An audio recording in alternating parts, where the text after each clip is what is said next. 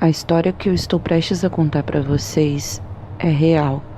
Aconteceu com a minha família. Aconteceu com a minha avó. O motivo de eu estar agora colocando isso em público e deixando à mercê do julgamento de um monte de pessoas é que eu tenho sonhado muito com a minha avó e isso tem me incomodado. Eu sinto que ela quer que eu conte a história dela. Por isso, eu gostaria de pedir que vocês escutassem com atenção e que entendessem que o mundo é cheio de mistérios muito mais do que a gente imagina. Como eu disse, essa é uma história real e começa no dia do enterro da minha avó materna. Eu vou dividir em várias partes porque a história é muito comprida. Eu espero que vocês gostem, que se vocês souberem me explicar qual é a razão desses relatos, eu me agradeceria muito. Portanto, se vocês têm qualquer teoria ou qualquer conhecimento que possa me ajudar, eu gostaria que vocês deixassem nos comentários e até mesmo para que essa história tenha um alcance maior e que sirva de alerta para algumas pessoas, eu pediria que vocês deixassem um like já agora no começo da narrativa. Ou um dislike também, enfim. O nome da história é Os Diários Esquecidos, Memórias de Catarina. E ela começa então, como eu disse, no dia do funeral da minha avó. Capítulo 1. Das explicações. Chuva, caos e neblina. Essa mistura tão comum na cidade onde eu morava e na qual estava terminando o meu curso de letras tornava-se incrivelmente irritante nas circunstâncias daquela manhã de 2007. Ela finalmente havia morrido, pensei, repreendendo em seguida a minha falta de consideração com a negativa de cabeça que chamou a atenção da senhora que estava sentada ao meu lado no banco.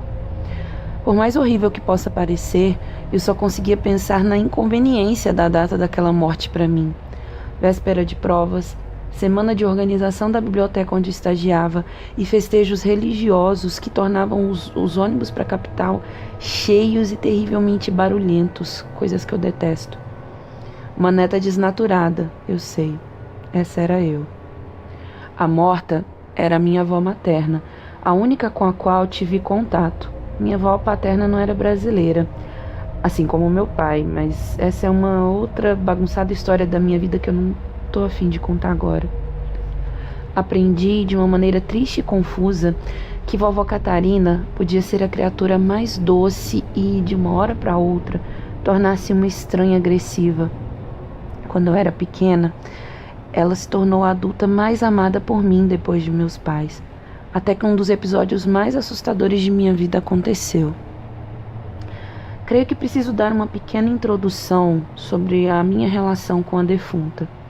Na infância, como não morávamos na cidade de vovó, sempre que chegávamos de carro em sua casa após uma longa viagem, eu já descia em disparada para me sentar no tapete, aos seus pés, e ouvir mais uma de suas histórias.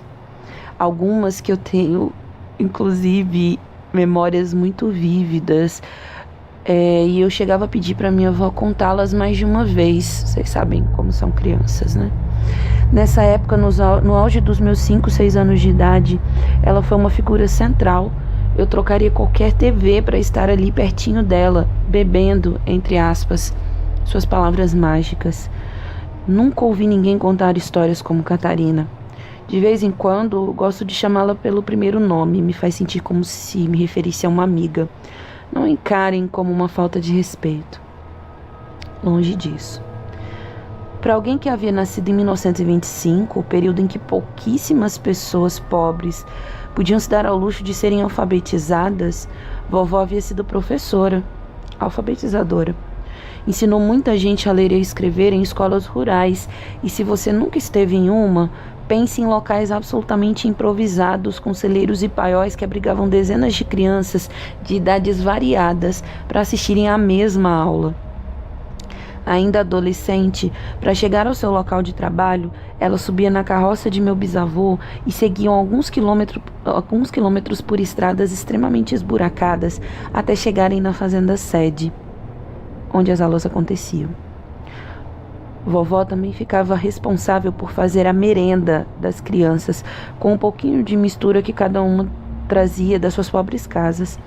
Isso tudo, porém, eu só soube bem depois de sua morte. Olhando pela janela do ônibus intermunicipal, agora, me perguntava em que ponto havia desligado tanto daquela mulher, aparentemente tão fascinante. O fatídico episódio em 1991 havia sido crucial, sem dúvidas, e é algo que me assombra até hoje. Mas nada é tão simples. Tentava traçar em meus pensamentos uma ordem cronológica do desapego que eu tive em Catarina, para que o sentimento de neta desnaturada não me consumisse até o fim da viagem de menos de 1 hora, até o funeral. Agora eu vou contar o primeiro evento que me lembro e que me deixou terrivelmente assustada com as atitudes de vovó Catarina. Era 1991. Na data em questão, aproveitando de um feriado prolongado, fomos à casa dos meus avós. No caminho, que durava pouco mais de 3 horas, eu irritava meu pai com perguntas repetitivas sobre estarmos chegando ou não. Algo que ele respondia com a paciência de um monge. Já havia repassando na cabeça todas as histórias que pediria para ouvir, e inclusive a cabra cabriola, uma das mais macabras, era a minha preferida. E vendo por esse lado, parece que desde criança eu dava indícios dos meus gostos incomuns de hoje. Minha irmã mais nova também estava ansiosa, mas muito mais pelas frutas que comeria direto do pé, no pomar enorme no quintal da minha avó. Chegamos. Como sempre, desci correndo e na cabeça de minha mãe estava fazendo uma desfeita, já que eu ignorava a horda de tios, primos e primas para me juntar à vovó Catarina. Ela não estava à vista. Entrei em seu quarto e estava deitada. Como era uma criança sem noção, já cheguei gritando o seu nome e pulando na cama para abraçá-la. Na estrada, agora, uma freada brusca me fez voltar para a realidade, para o presente. A senhorinha ao meu lado, pouco mais nova que Catarina, a despeito de estar segurando um rosário, xingou o motorista em alto e bom som. Apreciando a anedota do momento, parei para pensar no funeral. Certamente estaria repleto de parentes que, conforme cresci, percebi que eram pessoas com as quais eu gostaria de ter o menor contato possível. Questão de afinidade mesmo. Vovó havia tido 9 filhos e minha mãe era a segunda mais velha de 3 mulheres. Todos sofreram as duras penas de morar na roça, mas até que tinham se saído bem em seus estudos. Já não poderia dizer o mesmo do caráter deles, né? Mas prometo não lidar com o family issues agora. Todo mundo sabe que as famílias são problemáticas. Ter que socializar com aquela gente toda já me dava pequenas crises de pânico, que só quem é tímido em sua essência vai entender. Tentando não antecipar o inconveniente dos encontros, voltei a pensar em 1991. Voltando ao passado. Quando subi na cama, mal percebi vovó se mexendo e agarrando meu braço com força. Ela olhou dentro dos meus olhos e, com uma voz que eu não conhecia, falou, baixinho: "Tu pensa que é mais esperta que nós, ratinha? Nós vamos esperar você dormir hoje." Não sei se pelo susto ou pela dor do aperto, eu gritei de uma maneira que jamais havia gritado antes. Foram necessárias 2 pessoas, gente, isso é sério, eu me arrepio só de lembrar. Foram necessárias 2 pessoas para fazer com que ela me soltasse. Eu só gritava e chorava. Meu braço, roxo por dias. Como a minha pessoa preferida na vida havia tido a coragem de me assustar e me machucar daquela forma? Ela estava em crise, diziam os da casa. E naquela casa moravam, além da minha avó e meu avô, a minha tia solteirona e mais 2 primos. Eu não sabia o que era crise. Eu só sabia que aquilo não era a minha amada velhinha. O susto fez com que eu nunca mais tivesse coragem de compartilhar o mesmo cômodo sozinha com ela por anos e me afastei. Com o tempo eu vi que esse afastamento deixou a vovó Catarina muito triste. Mas isso é uma outra história. Naquela noite, dormi agarrada à minha mãe.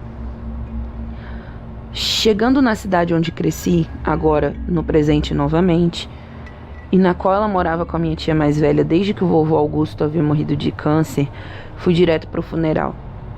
Funerais feitos em casa eram uma tradição da minha família. E inclusive foi assim quando meu pai faleceu, alguns anos antes da vovó. Eu achava peculiar, mas ao mesmo tempo interessante e meio esquisito. As roupas pretas que eu tinha se resumiam a camisetas de banda. Fase rebelde, que bom que você passa. Portanto, eu escolhi algo mais claro, mas que fosse mais adequado. Caminhei as poucas quadras que separavam a casa da minha mãe da residência da minha tia. De cara, na entrada do portão, haviam 2 fotos expostas. Uma, recente, mostrava a vovó sorrindo e com um ar meio perdido e engraçado. Os cabelos absolutamente branquinhos, penteados em 2 tranças, o vestido florido e o excesso de peso davam a ela um ar divertido e maternal. Na outra foto, do casamento, mostrava uma jovem muito bonita, magra, pálida, de cabelos curtos e penteados ao estilo dos anos 40. Um vestido branco surpreendentemente elegante e um rosto muito harmonioso que passava, na minha percepção, uma certa tristeza. Se ela não tivesse nascido em berço pobre, provavelmente seria uma dessas divas do cinema clássico. Linda, linda. Vovô já não poderia ser considerado um galã, mas a sua altivez dava a ele e ao seu bigode um ar de muito mais idade do que aparentava. Perdida nessas considerações, entrei. O caixão padrão mogno estava no centro da grande sala da casa de minha tia. 4 grandes velas se posicionavam em torno da defunta e davam um certo destaque às rosas brancas que cobriam seu corpo. As rosas no caixão de vovô haviam sido vermelhas, lembrei-me. Já no caixão do meu pai, crisântemos. Foram tempos difíceis. Ela estava muito diferente, inchada. A pele estava mais escura do que eu me lembrava e suas mãozinhas pequenas e gordinhas seguravam uma rosa. Confesso que chorei, silenciosamente, muito mais do que esperava chorar. Lembrei-me do quanto aquela mulher havia sido importante para mim e os arrependimentos por ter me afastado dela tornaram a fustigar a minha alma. A palavra esquizofrenia era dita aos sussurros, mas quando fui grande o suficiente para entender do que se tratava, vi que não tinha motivos para temer vovó Catarina, desde que ela estivesse medicada. Remédios que, aliás, faziam com que ela se tornasse apática, fria e desligada da realidade. Em resumo, transformavam-na em algo que seria socialmente aceito, mas fisicamente muito deprimente. Não fui ao sepultamento. Confesso que não gostaria de ter aquela imagem gravada na minha mente. Não havia comparecido ao cemitério nem quando meu pai havia falecido, 8 anos antes. Eu achava todo aquele ritual de seguir o caixão até a sua sepultura muito macabro, muito sufocante. Assim, fiquei em casa vendo os álbuns de retrato. Havia pouquíssimas fotos de vovó jovem, uma vez que fotografias eram artigos de luxo, mas, por outro lado, muitas fotos dos filhos, netos e bisnetos. Me veio uma vontade enorme de sentar-me para conversar com aquela mulher de olhar triste, mas vamos de clichê. Agora era tarde demais. No dia seguinte, um sábado, mal havia enterrado o corpo e já iniciaram a briga pelos espólios. Os pertences que vieram para a capital quando vovó se mudou estavam em um quarto grande que servia de depósito nos fundos da casa de minha tia. Uma verdadeira tumba de Tutankhamon para os apreciadores de mobiliário vintage. Todos se achavam no direito de ficar com as peças e confesso que até eu me apaixonei por uma cristaleira antiga que havia visto nas fotos. Mas onde colocaria aquilo? Na república minúscula onde eu morava. Preferi ficar quieta. Quanto menos interagisse com aquelas pessoas, melhor. À mamãe sobraram umas panelas de ferro que fui ajudar a buscar. Foi praticamente a única coisa que sobrou depois que a família unida, entre aspas, se digladiou. Senti-me muito feliz por não ter presenciado esse momento específico, diga-se de passagem. Entrando no quarto iluminado por uma daquelas lâmpadas de bulbo antigas, me entristeci. Todos diziam que vovó Catarina tinha muitos ciúmes das suas coisas e o saque havia sido impiedoso. De onde ela estivesse, certamente ficaria furiosa, eu pensei. No chão, poucos pertences. O estrado de uma cama antiga, uma penteadeira quebrada, um baú com o enxoval de vovó, que provavelmente já estava com grande parte de suas peças em frangalhos, as panelas que mamãe levaria e uma caixa escrita cadernos. Perguntei à minha tia do que se tratava aquela caixa e ela me disse que eram agendas, provas antigas, cadernos velhos da avó, enfim, papéis amarelados e sem valor. Me senti magicamente atraída para aquele ponto do quarto. Sentei-me no chão, sobre os joelhos, e abri o recipiente de papelão delicadamente. De cara, me deparei com uma bagunça desordenada que cheirava a traça. Cadernos muito antigos, alguns que deviam ter seguramente mais de 50 anos, disputavam espaço com cartas, papéis soltos, cartões postais e contas de água e energia com dezenas de anos de idade. Vocês sabem o jeito que os idosos são, né? Guardam tudo. Me senti hipnotizada imediatamente. A letra de vovó era linda, mesmo depois da velhice, quando já não tinha mais a mesma força para segurar a caneta. Naqueles escritos, então, estava ainda mais bonita. Devo ter ficado muito tempo naquela função, pois minha tia sugeriu que eu levasse a caixa para casa, se quisesse. Ela precisava fechar o quarto porque tinha compromisso. Fiquei absolutamente feliz pela facilidade em conseguir aquilo que para mim era o maior tesouro de todos. Vovó era uma ávida escritora e isso ficou provado pela pesada caixa que carreguei de volta para casa de minha mãe. Não pensem que eu teria fuçado naquilo se a Catarina estivesse viva, ela era bem brava, né? Mas costumo ser bem discreta, apesar de curiosa. No entanto, logo que comecei a ver o que tinha ali dentro, e comecei, mais do que isso, a ler os escritos de Catarina, alguns dos maiores momentos de terror cercaram a minha vida.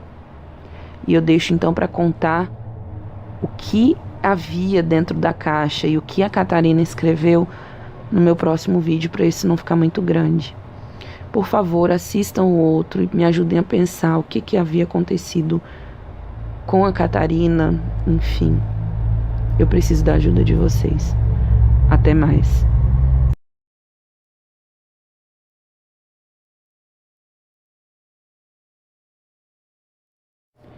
Os Diários Esquecidos, Memórias de Catarina, capítulo 2, do conteúdo. No vídeo anterior eu falei pra vocês que tinha levado a caixa pra casa e que eu precisava saber o que tinha, né, dentro daquela caixa, e que isso mudou completamente a minha vida por causa dos episódios terríveis que eu passei, mas que eu vou contando aos poucos. E agora então eu vou contar o que tinha dentro da caixa. Esse vídeo então eu vou colocar as partes 2 e 3 dessa história, e se vocês gostarem eu continuo contando o resto. Bom, chegando na casa de minha mãe, resolvi fazer um inventário daquilo que estava na caixa. Sim, tenho essa mania de organizar e catalogar as coisas desde muito pequena. Catalogava bonecas, utensílios domésticos, sapatos e até os defeitos que o mofo provocava nas paredes. Gostaria de ser organizada assim com os afazeres domésticos, mas sinto que isso nunca acontecerá. Enfim, depois de uma minuciosa consulta, descobri que haviam ali 56 cartas que ela recebeu de vovô, dos filhos, netos e amigos, algumas de minha mãe e até uma minha, de quando eu era criança. 32 contas antigas e recibos diversos, 4 provas de língua portuguesa pertencentes ao meu tio mais novo, alguns talões de cheque antigos, 6 páginas da Bíblia com algumas coisas sublinhadas, 3 agendas de telefone, 25 páginas datilografadas aparentemente de uma história que precisavam ser ordenadas, e 14 cadernos pequenos de vários formatos, brochura e espiral, todos encapados com papel plástico, né? Naquela época as pessoas tinham mania de encapar os livros, né? Eu adorava, achava o máximo, enfim. Por cima, vi que alguns daqueles cadernos eram memórias que datavam desde a época de vovó solteira. A ansiedade era tanta que eu estava trêmula. Não me entendam mal, eu não me senti invadindo a privacidade de vovó. Aquela era uma chance única de conhecer a figura mais controversa de minha família. Dando uma olhada geral, vi que algumas palavras, principalmente aquelas que haviam sido escritas a lápis, portanto as mais antigas, estavam um pouco apagadas, mas a maioria bem legíveis. Incrível. Vovó também escreveu poesias, pelo que vi ao folhear alguns papéis. Aquilo era para mim incrível. Em uma família que pouco lia, eu via agora em vovó algo que nos unia. Parece que ela também gostava muito de ler, assim como eu. Juro que eu não quis começar a ler aquilo tudo de uma vez para, entre aspas, economizar. Só quem leu Felicidade Clandestina, de Clarice Lispector, vai entender o meu sentimento diante do tesouro de papel que se encontrava à minha frente. Escolhi 2 cadernos dentre aqueles que pareciam ser os mais antigos, mas depois eu vi que nem eram. Coloquei na mochila, guardei o restante de maneira que ninguém mexesse na casa de minha mãe. Não que a minha irmã ou a minha mãe fossem se interessar, né? Mas não custava ser precavida. E me preparei para voltar para onde eu agora morava até concluir o curso, o que aconteceria no ano seguinte. No domingo, parti de volta. Capítulo 3 do primeiro caderno. Nada me prepararia para o misto de espanto, horror e fascinação que os escritos de Catarina me trouxeram ao longo dos anos. No ônibus de volta, no entanto, escolhi um lugar que ficasse mais afastado dos demais passageiros, coloquei a pesada mochila e a marmita que minha mãe havia feito no assoalho do ônibus e resolvi abrir o primeiro caderno. A letra de minha avó era realmente muito bonita. Pequena, delicada, parecia ter sido escrita por um calígrafo. Na primeira página estava escrito: pertence a Catarina A.R. Prefiro não colocar o sobrenome dela aqui por motivos óbvios. Achei pouco original, mas em uma casa pobre e com poucos recursos, é extremamente necessário apossar-se daquilo que é seu. Nem todos os irmãos de vovó eram alfabetizados como ela, por escolha deles mesmos. Então eu creio que aquilo deu-lhe uma certa segurança para que escrevesse suas memórias sem medo de ser descoberta. Não saberia dizer que idade vovó tinha na época desse caderno, mas suponho que tinha sido antes dos seus 18 anos. Virando a página, aquela com a inscrição e o nome de Catarina, tinha um título, entre aspas, O Afogado. Então era um livro de contos e crônicas? Diante daquela dúvida comecei a ler. A luz que escasseava no fim de tarde dificultava um pouco o meu intento, mas consegui. Ao fim, percebi que era muito pior do que um conto. Era uma história real, que eu vou transcrever a seguir.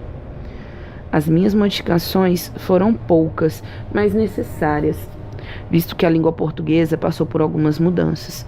Os grifos são todos dela. Agora eu vou ler o que estava escrito na página. O Afogado. Ontem de manhã, enquanto ajudava a mamãe a pegar os ovos no galinheiro, ouvi os gritos dele novamente. Já tinha mais de 3 anos que ele não aparecia. Como ele nunca me disse seu nome, chamo-o de Afogado.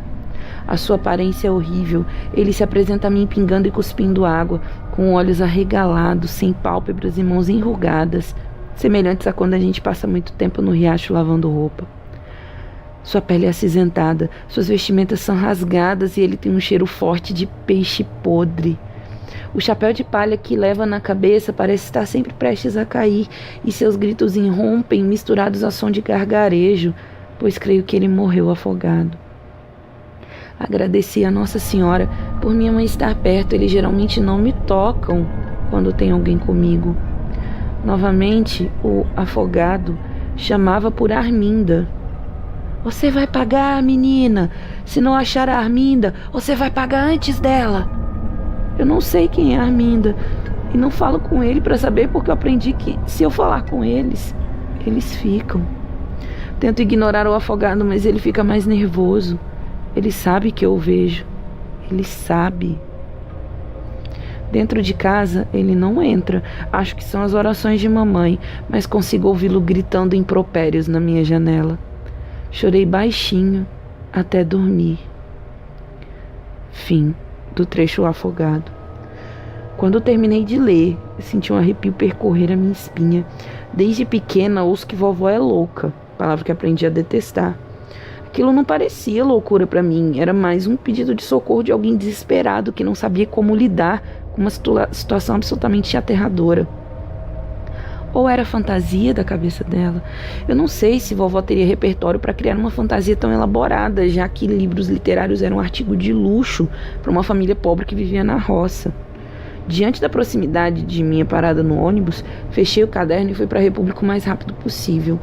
Eu precisava ler as outras histórias. Quando cheguei, tomei um banho rápido, engoli a marmita com as sobras do almoço de domingo e me deitei na cama com o caderno nas mãos. Já havia escurecido.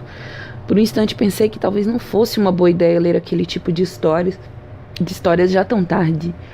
Apesar de amar os contos de terror, eu também sou do time que fica tremendo de medo depois. A curiosidade me venceu. Continuei lendo os escritos de Catarina. Na mesma página em que acabava a história do afogado, havia outra, e seu título era A Rastejante. A partir de agora eu vou ler o que estava no diário da Catarina novamente. A Rastejante. Eu devia ter previsto. Sempre que o afogado vem, traz consigo um monte de coisa ruim. Não tem nenhuma semana que ele apareceu e hoje fiquei de cama e fui acusada de preguiçosa pelas manas. Mas eu não consegui me levantar de manhã com o som de alguém chorando baixinho. Pensei que era a Linda, mas ela estava deitada ao meu lado. Quando me sentei, percebi que o som vinha de debaixo da cama e aí já era tarde demais. Ela me viu e soube que eu a ouvi. Paralisei, minhas pernas não obedeciam. Fiquei sentada naquela mesma posição até que o som de algo se arrastando começou a ecoar no quarto. Como ninguém mais ouvia aquilo. Aos poucos, vi sua mão descarnada e suja surgindo próxima a meu pé, que consegui por milagre retirar do chão. Me deitei e comecei a rezar, mas ultimamente não tem adiantado muito. Novamente já deitada, me deu aquilo. Fiquei paralisada, mas com os olhos abertos. Não eram os olhos da carne, eram os olhos do espírito, e esses eu não consigo fechar. Aquela mulher saiu lentamente de onde estava e se arrastou como uma cobra com o espinhaço quebrado para perto da cabeceira da cama que eu divido com a Linda. A sua pele era recoberta de feridas novas e velhas, o que dava a ela a aparência de um lagarto. Nunca desejei tanto dormir encostada na parede como a minha irmã, já que aquela mulher estava agora pertinho de mim. Suas pernas eram finas e aparentemente imprestáveis, já que estavam atrofiadas de uma maneira grotesca, semelhante a uma ferradura. O cabelo estava sujo e arrepiado, e não olhei bem, mas parecia haver insetos subindo e descendo dos fios. Foi quando ela começou a falar. Menina, menina, me ajuda, menina. Quando eu era do mundo, todo mundo fingia que não me via também. E chorava tão dolorida. Eu sentia pena misturada com medo que me fazia querer vomitar. Meu Deus, tenha piedade de mim, Senhor. Me perdoa, Pai, me perdoa. Ele me fez fazer aquilo, Senhor. Ele me obrigou a matar os meus filhos. Depois me deu um tiro e foi embora. Um amor dói demais. Ela não tinha um dente sequer na boca, o que tornava sua fala ainda mais enrolada e assustadora. Sua pele fedia como carniça esquecida ao sol.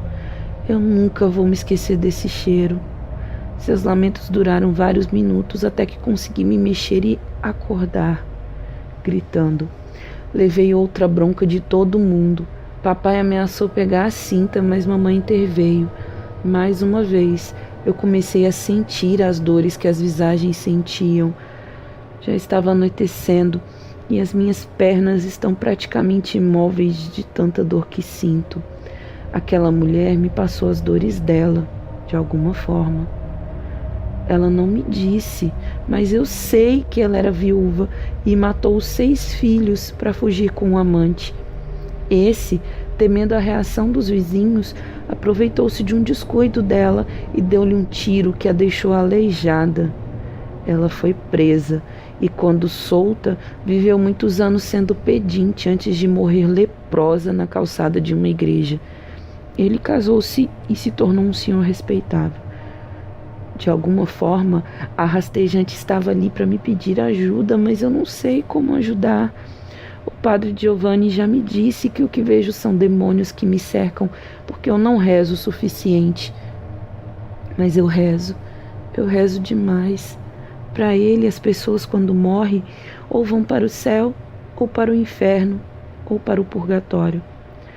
Esse negócio de alma penada era coisa dos 7 peles, que se aproxima de quem dá espaço. Acho que preciso rezar mais então. Novamente, preciso lembrar, estou escrevendo isso para que eu também não comece a me achar louca. Eu sei o que vi.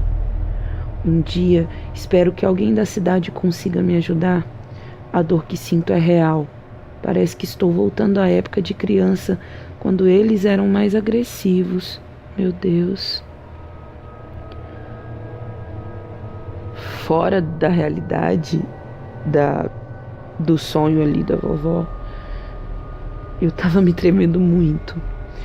Então era isso. Vovó via gente morta. E aquelas nem eram as primeiras histórias que ela tinha para contar. Que pela cronologia dos próprios fatos, ela já tinha histórias mais antigas que essas. Minha missão agora, como neta desnaturada arrependida, era organizar cronologicamente os cadernos escritos de Catarina e honrar sua memória. E se você ouviu até aqui, eu gostaria muito que você, de alguma forma, discutisse nos comentários quais são as suas teorias para esse caso. E, por favor, clique em gostei ou em desgostei, não sei. Mas me faz perceber que eu não tô sozinha gravando essa história, sei lá, para o vento. E é isso. Se vocês gostarem, por favor, peçam a continuação dessa história, que é a parte 4, capítulo 4. E é isso. Até mais. Olá, eu sou a Lenora e você está no canal Diários Esquecidos. Hoje eu vou contar para vocês mais uma parte da saga dos Diários de Catarina. Várias pessoas me pediram para continuar e eu fico muito lisonjeada que vocês estejam gostando das histórias. Por isso eu resolvi organizar de novo e continuar colocando aqui.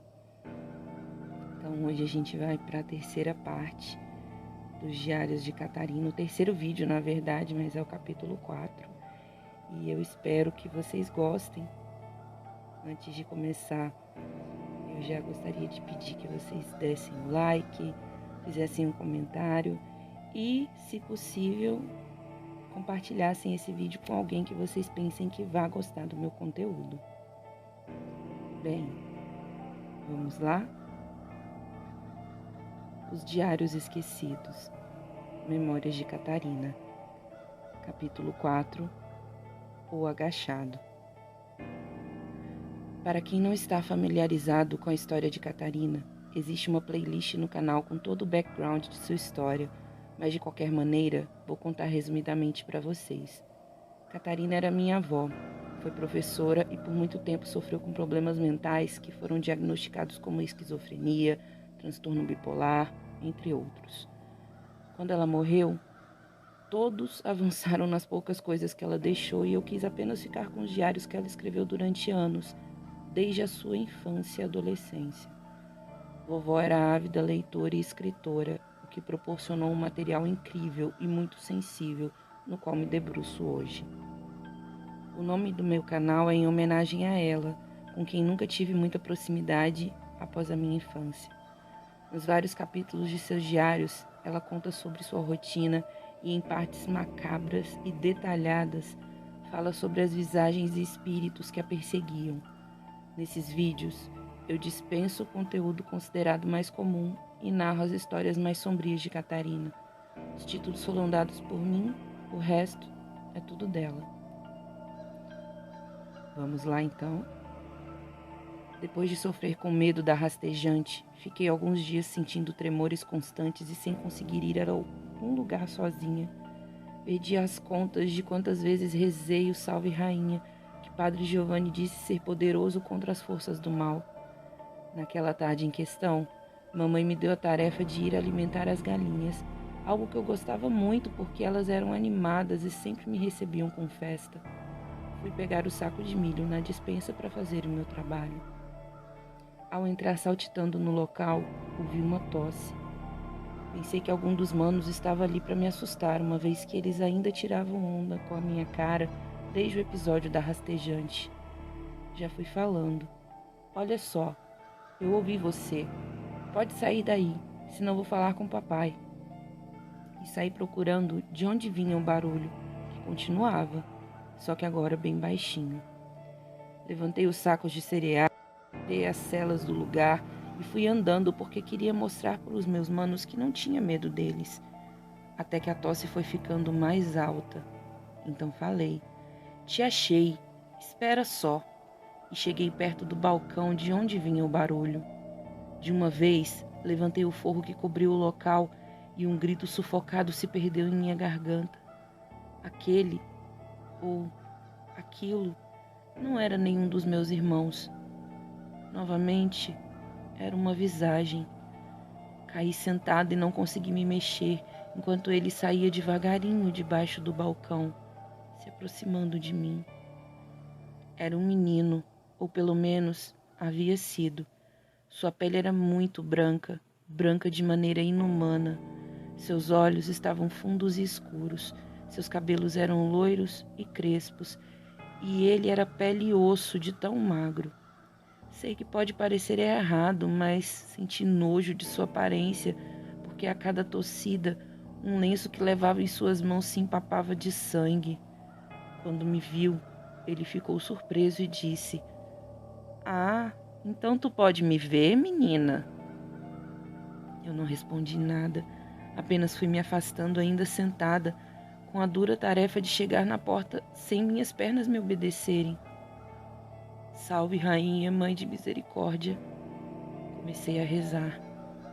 Cala a boca, não gosto dessa reza, não gosto de santo, anjo, olha onde eles me deixaram. Estou vagando por décadas com essa doença que não passa. Juro por Deus que se você não calar a boca eu vou acabar com você. E nisso, ele pulou em cima de mim e deu cabeçadas, mas o pior de tudo, envolveu suas mãos finas e esquálidas em torno do meu pescoço. Já não conseguia mais rezar, apenas dei um grito abafado que graças a Deus foi ouvido por mamãe. Quando ela chegou, eu já não estava mais acordada, apenas me tremia e contorcia no chão.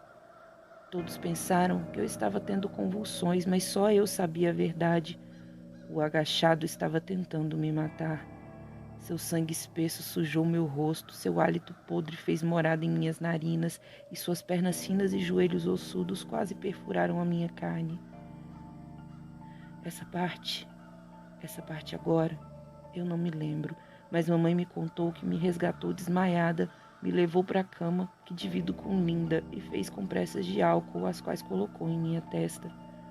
Aos poucos, fui me recuperando e novamente precisei passar o dia deitada. Novamente, meus irmãos ficaram com raiva de mim porque na cabeça deles eu fazia isso para escapar das tarefas na roça. Ainda tentei levantar para pelo menos alimentar as galinhas, mas mamãe não deixou. Horas depois, consegui recuperar as forças e fui tentar puxar assunto com mamãe na cozinha. Ela estava cozinhando para os peões. Mamãe, eu não convulsionei. Eu vi alguém, mamãe. Eu vi um menino loiro com os olhos do espírito. Ele me atacou, mamãe. apertou meu pescoço e eu não pude respirar. Deixa de mentira, menina. Eu já te falei que o espírito não existe. Quando as pessoas morrem, ou vão para o céu, ou vão para o inferno. Algumas ainda vão para o purgatório. Espírito vagando? Como eu falei, não existe. A Bíblia não aceita essas histórias. Se seu pai ouvir isso, ai, ai, ai. Nesse momento, ouvi uma risada embaixo da mesa. Era uma risada feia, gutural, vinda de pulmões doentes e fracos, seguida de tosses horrorosas.